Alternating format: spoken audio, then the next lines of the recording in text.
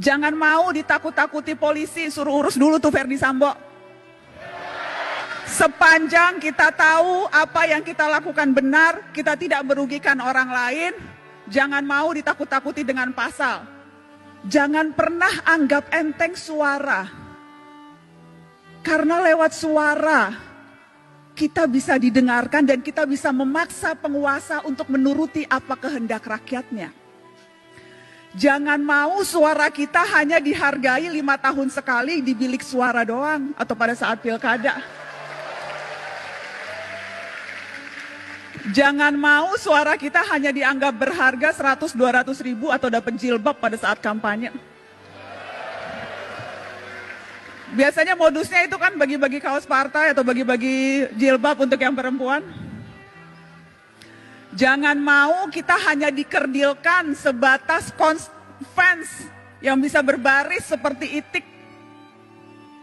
Hati-hati, sebentar lagi pemilu, suara kita akan diperebutkan dengan berbagai macam cara. Mari ingat pengalaman yang dulu. Untuk apa mati-matian membela 1 atau 2 ketika akhirnya berkumpul juga? Buat apa musuh-musuhan sampai seolah-olah dunia akan berhenti kalau ternyata yang kalah bergabung dengan yang menang atas nama demi bangsa. Jadi nggak usah terlalu baper dan nggak usah terlalu mati-matian membela tokoh idola. Karena sekali lagi, hitung-hitungan mereka terkadang bukan kita, hitung-hitungannya untung rugi, Pak. Untung rugi kalkulasi politik aja. Karenanya jangan mau dimanfaatkan hanya suara di 5 tahun sekali, tapi gunakan suara itu terutama di hari-hari ini. Ketika ancaman kita untuk bersuara mungkin saja akan dibatasi lewat rancangan kitab undang-undang hukum pidana di mana semua bisa kena.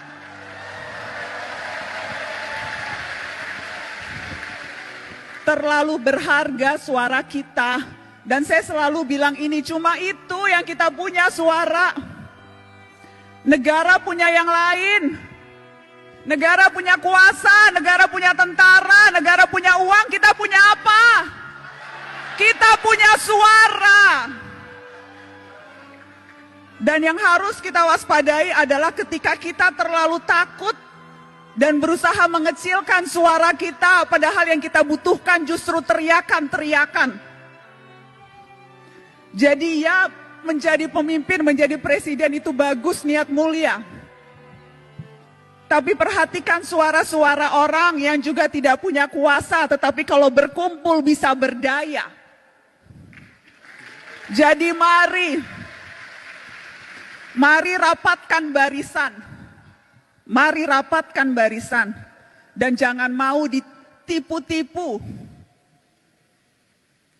Jangan mau dipergunakan hanya suaranya, tetapi ketika kita menuntut hak-hak kita yang paling dasar, sedasar kebebasan berekspresi dan berbicara, itu kita tidak didengarkan. Tetapi kakak mau menegaskan ini adik-adik.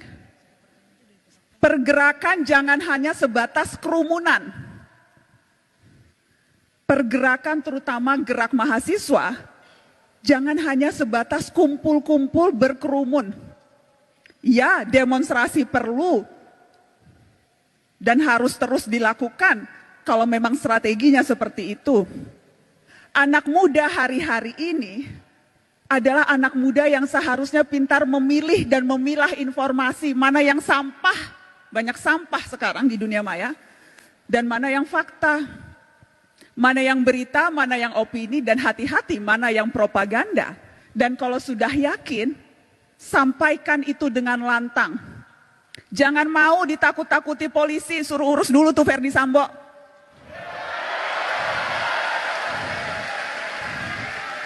Sepanjang kita tahu apa yang kita lakukan benar, kita tidak merugikan orang lain, jangan mau ditakut-takuti dengan pasal. Kita juga bisa belajar pasal-pasal, kita juga tahu apa hak-hak kita sebagai warga negara. Kalau tidak tahu, cari tahu. Jadi jangan mau gampang ditakut-takuti. Dengan cara itu, kita bisa berdaya dan kita bisa memberdayakan orang lain. Dan harusnya itu ultimate goal kita dalam hidup. Bukan hanya memperbaiki kualitas hidup kita sendiri, tapi bagaimana kita bisa memperbaiki kualitas hidup orang lain. Dan itu bisa dilakukan tanpa jabatan formal, tanpa jadi presiden, tanpa jadi menteri, tanpa jadi anggota DPR, tanpa perlu pangkat yang tinggi. Kita bisa melakukan itu dalam tindakan kecil seharian sekalipun. Karena kuncinya sebetulnya peduli dan bersatu. Kutipan yang selalu saya tunjukkan ke setiap mahasiswa, ketika Bung Hatta bilang seperti ini, peduli dan bersatu itu adalah kunci. Karena kalau tidak, Indonesia hanya seperti seuntaian gambar di peta.